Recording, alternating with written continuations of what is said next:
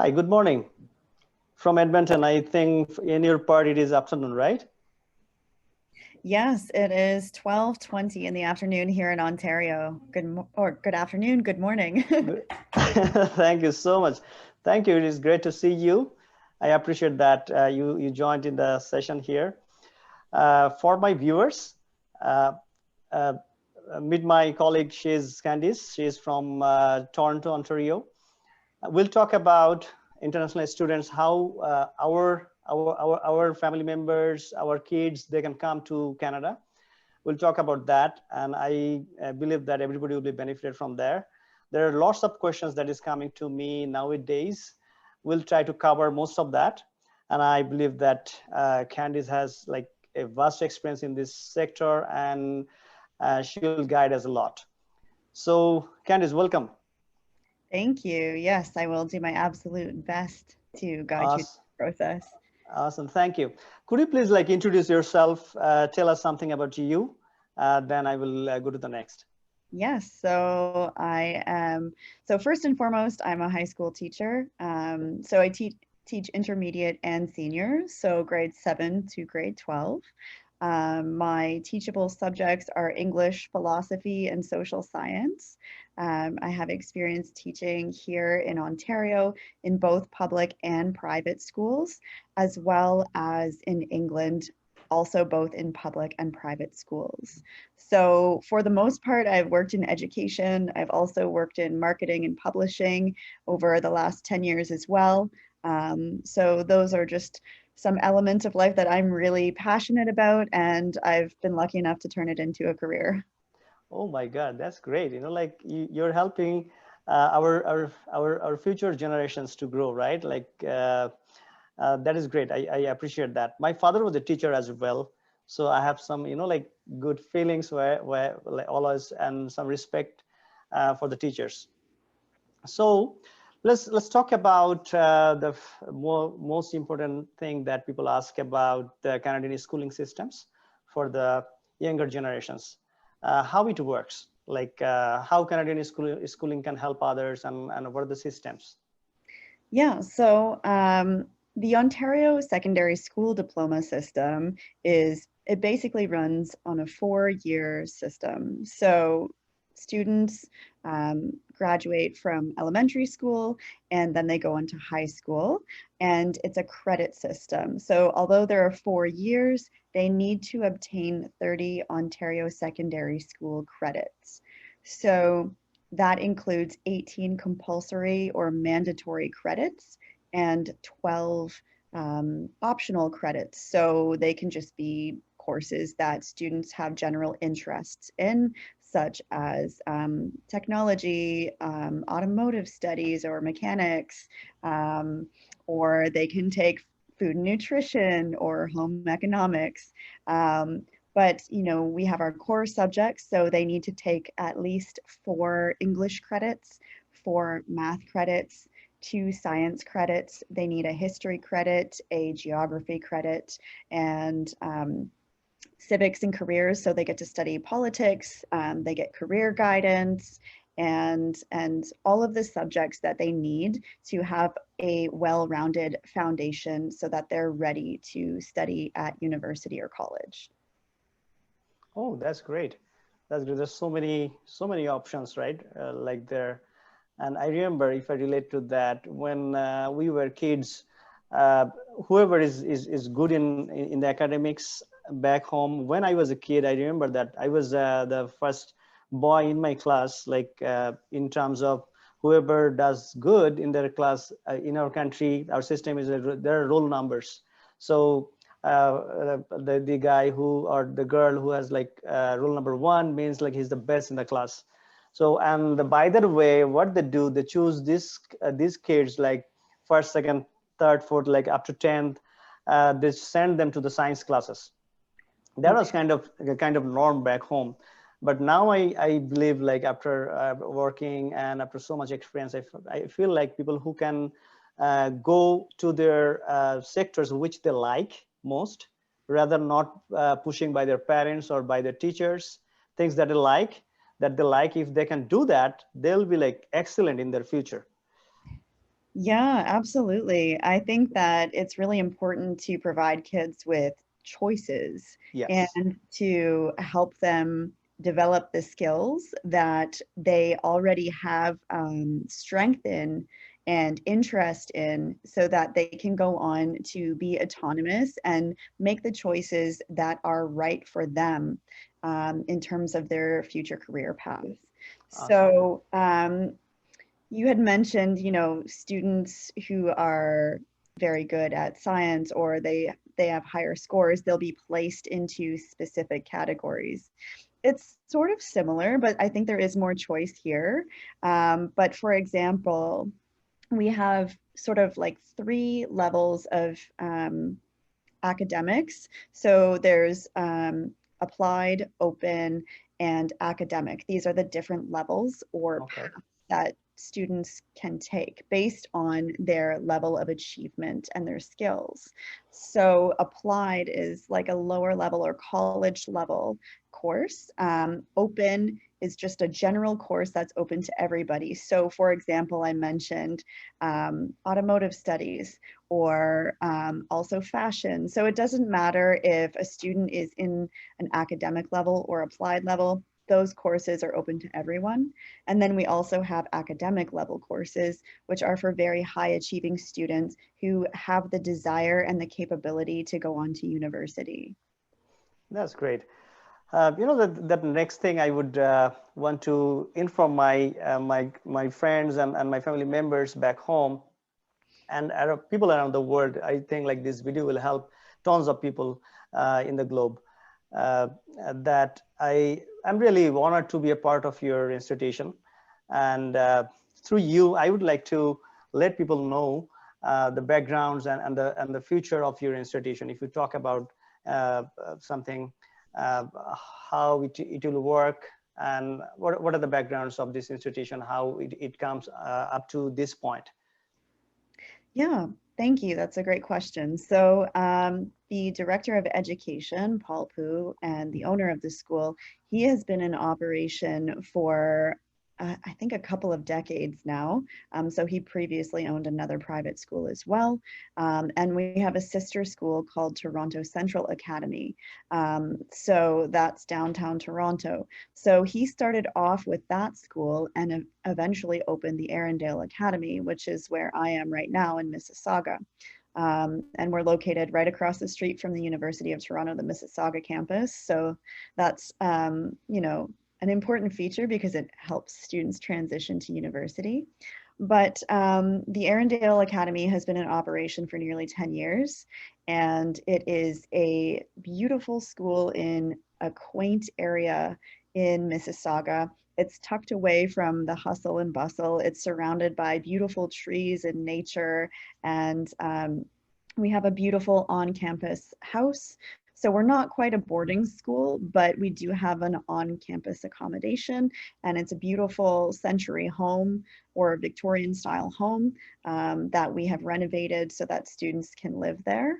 And yeah, so a little bit more about our school. We are a university prep school.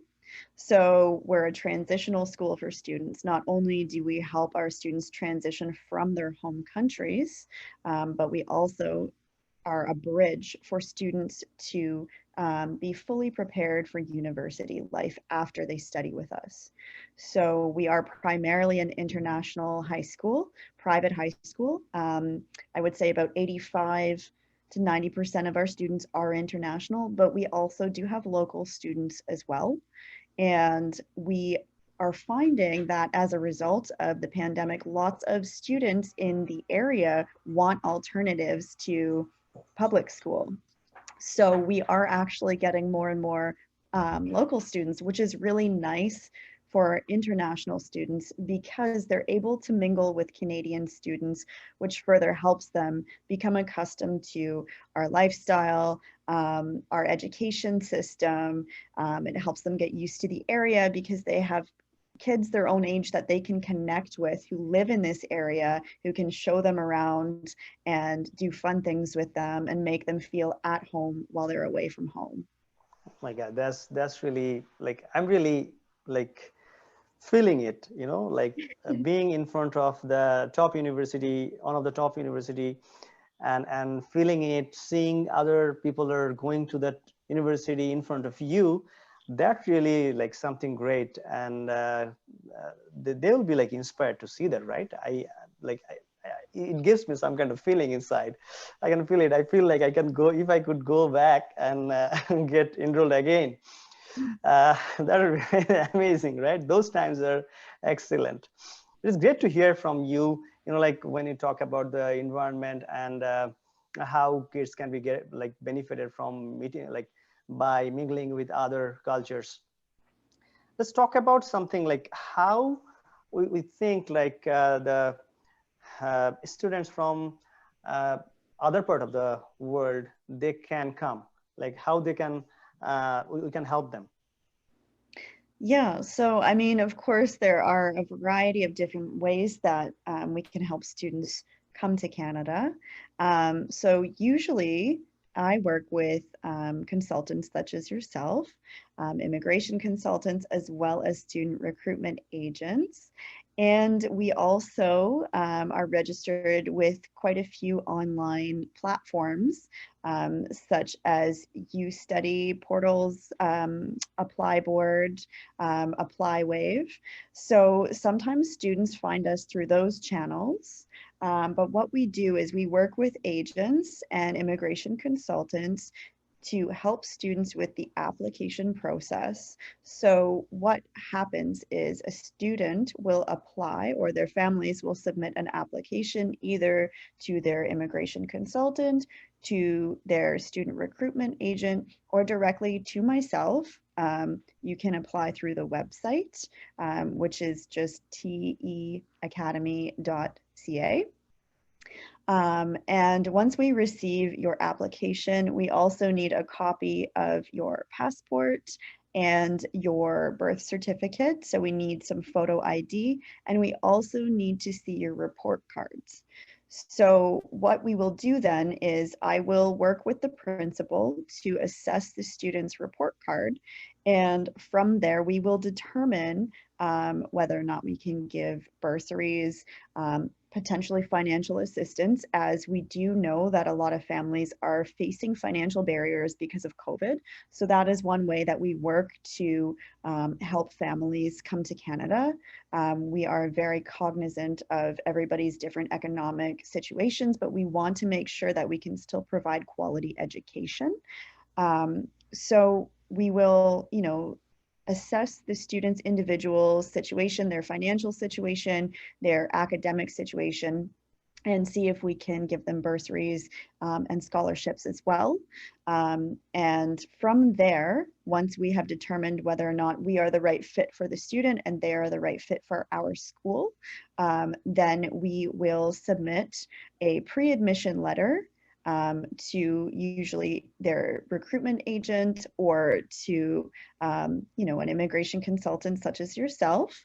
And from there, the immigration consultant will help the student and their families through the visa application process. And of course, if students come up against barriers in their visa application process, we can send a letter of recommendation, or we can work with the families as well as the immigration offices and see what we can do to best support them. But as you know, every immigration story is different. So Yes, every case is really different. it yeah. will it will depend on the situations of what they have. uh, I think like that is pretty simple. Like for me, uh, anybody who is interested, they will just talk to me. I will send it to you or your office, and then it should go smooth from there. Uh, like, can you please give me some more insights about the requirements? We're talking about which grade and what should be the ideal situations for that and them, and what kind of English language requirement. I think like that would be one of the biggest option. Yeah, so regarding the English language requirement, it's helpful if students have taken their IELTS test beforehand, but it's not a requirement. If students have taken an IELTS test and they've scored 5.0 or higher, then this is helpful for them because it gives them an opportunity to receive a scholarship. So we do provide scholarships for students who have scored 5.0 or higher, which is definitely achievable for most students. Yes, yes, Uh, yes, yes. so also in terms of English proficiency, we do require that once they have applied to our school and we've given the pre-admission letter, they need to take an English language proficiency test online, as well as a math proficiency test. So there isn't necessarily a minimum requirement, but what this test does is it helps us determine how we can best support the student. So we have a wide variety of ESL courses to support English language learners.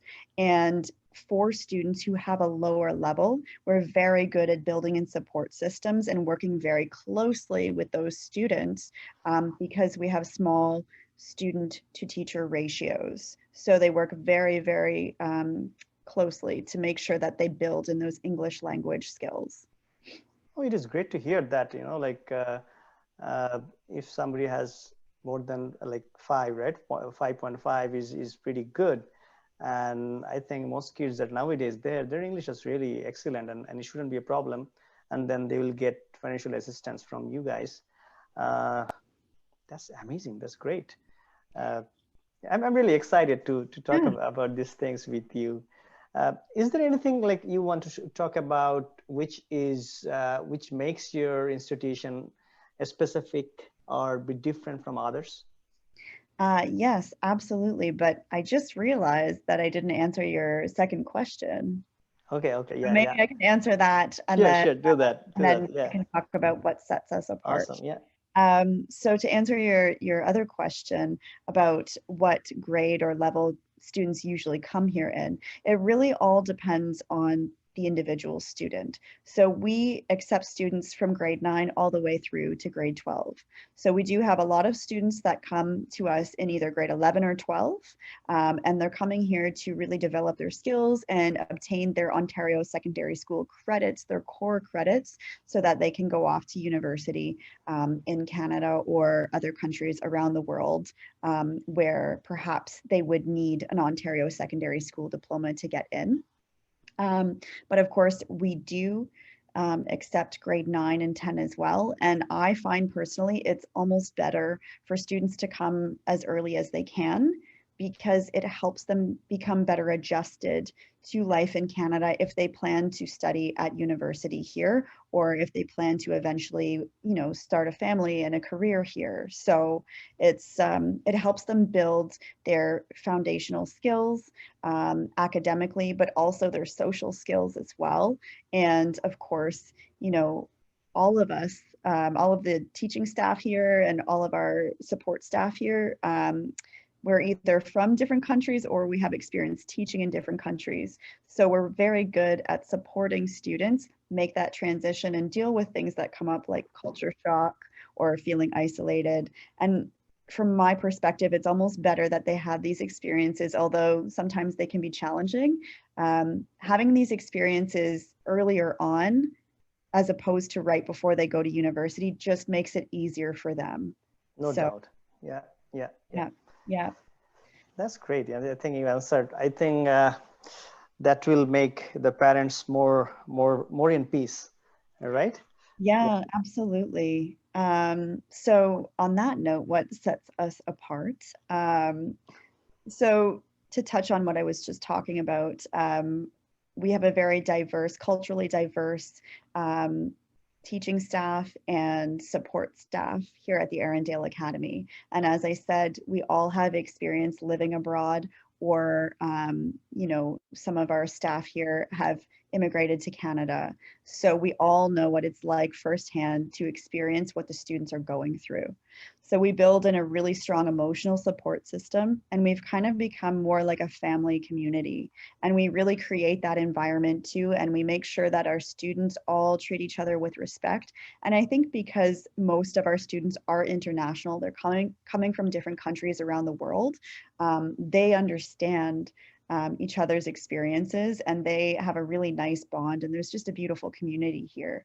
Um, Also, we offer individualized education. So this is something that I've really noticed is different from other schools. This sets us apart. As I mentioned before, I've worked both in public and private here and in England. And from my perspective, students in public schools and other private schools only receive individualized education if they have a learning barrier or behavioral need or exceptionality. So when I say that, I mean an individual education plan. In Ontario, we call it an IEP. At our school, we offer every single student an IEP or individual education plan. And what we do is we assign each student their own guidance counselor, and that's their first point of contact. So even before they leave their home country, we set up a meeting, usually around the same time that our students take the English and math proficiency tests. So we set up a meeting with the guidance counselor, and the family and the student will get to meet the guidance counselor, and they will get to know them on a social and emotional level, as well as an academic level. They will get to know all of their needs and who they are as individuals, what their hobbies are, what they like to do in their free time, what their long-term goals are and their personal goals. And from there, the guidance counselor will share that information with the principal and develop an individual education plan, which is then shared with the students' teachers before they arrive, so that the teachers can start to develop curriculum based on each student's needs and their interests and their goals. So that's something that really sets us apart. Oh, that's excellent. I feel like, after hearing what you said about like how they can come and from the beginning, how you set them up, even with the parents and the guidance that you're providing. I really I really like the way you guys planned it.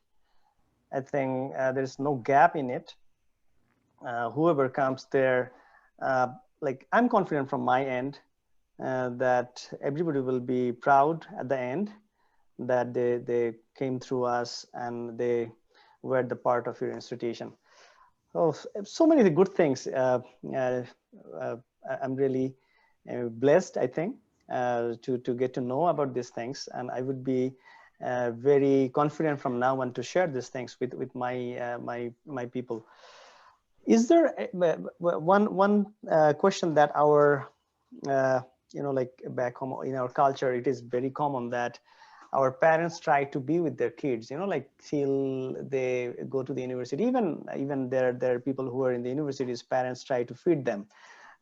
So those things, even though that changed now, even kids don't like it. There are most of the times parents try to be, like spoon feed them, and then they feel like kids are kids, they're not growing up. But over time, I believe that the early they let them face the things by themselves, because eventually everybody has to face the world by themselves, right? Their parents Right, will not be there. My right. parents are not there when I came to Canada, and I had to face so many things. And it helped me to grow so fast without any support, and it makes somebody really strong. So for your institution, like how, like once the kids are coming, is there anything like you guys need the parents to be with them, or they have dorms here, how it works? Yeah, so the parents don't need to be here, although we do have a few students who have family members here in Ontario. So in some instances, the family members who live here can act as their custodians, and they have the option to live with their family members if that is available to them. But we do have an on-campus house, and we also own a few homestay accommodations in the neighborhood. And one of our staff members takes care of those students. So he is one of our host, he and his wife, they're one of our host families. So they make sure that all of the students' needs are met 24/7, that they're safe, that they're cared for, they have all the food they need. And of course, our homestay houses are fully furnished. They're beautiful inside, newly renovated, so they're brand new inside. And but we also have an option because we recognize that, of course, parents want to visit their kids. So most of the time, I would say that our students come here without the parents, which is a big step, especially for people who are so young. And we make sure that they are well cared for all the time. But for parents who want to come visit, we have a neighbor who's a wonderful lady. She lives with her husband and her kids. Her husband is a doctor, she's a real estate agent, and her kids are in their early 20s. And they have two separate houses on the same property. So the one house is a small bungalow at the front of the property, and she has kindly offered for us to use the basement of that house, which she has turned into an apartment, sort of like an Airbnb for parents who want to come visit their kids. And she offers, competitive rates. It's much less expensive than staying in a hotel. Parents can extend their stay if they need to, and it's fully furnished. They have everything they need there. So it's, less than a 1 minute walk from the school, and it's very convenient for parents. So, oh, I think you're muted. Oh, sorry. I think that answers everything. I From the beginning till the end, we think we covered almost everything. We said that in Toronto, especially for people who will come from India, Bangladesh, Pakistan, Nepal, Sri Lanka, and all of these people have like different communities. Especially from my country, I think like there is a place called Scarborough, and those areas are like a vast number of people are living, around 100,000 people. I think there's a huge community. So there shouldn't be any issues about getting support from their community people, even if their parents are not there. And parents can always visit their kids. And I remember that at that level, uh, uh, 9 or 10, there are a lot of kids, they go to the boarding school. Right. So that is similar, like, right? And they're going through this process where they have a chance to get into the best institution in the world, which would be a great thing. I think like we covered almost everything. I appreciate your time. Beside talking about all the things, I would think like people still might have some more questions. They'll reach out to me, and definitely you are always there. I know, like last time, whenever I text you, you just promptly, instantly you answered me, and I asked for the videos. You shared the videos. I think like once we are done, I would look forward to share this information. They said share this video to the people around the world, and that way we can keep working together. And as you said, in future, maybe like I don't know if COVID is normal, then I might invite you to Bangladesh, and you will go there. I'm visiting Bangladesh in beginning of November. Already planned some seminars. I might ask you to join through virtual medias, but physically, I would love to be with you in and exploring those markets, Wonderful. and help the parents, help our next generations to move forward and get introduced with the world-class education system in Canada. And nowadays, I see that because of COVID, there are so many things changed. People used to go to other countries. I don't want to mention the names, but I feel like there is like a vast majority of people like they're liking Canada as a destination for their kids. Is safe and is controlled by the government nicely. and it's so supportive. So overall, it is great. Yes, yes, I'm very grateful to live here, and you're right. It is very safe and a supportive country. And yes, I think that bringing students here from around the world is a very good opportunity for them. And, you know, our education system is fantastic, and our education system itself is very supportive as well, and our teachers are too. So I'm very happy that we're able to provide students with these opportunities. Yes. So thank you for your time, Candice. I know you're very busy, and from your busy time, you gave me time. I appreciate that, and maybe we'll need to have a couple of more meetings in future, and I will try to find you out from wherever you are. And I appreciate that you're here with me. Thank you. Thank you. I appreciate your time as well. And I look forward to speaking with you again. Thank you. Have a great Thank day. you. You too. Bye-bye. Bye bye. Take care.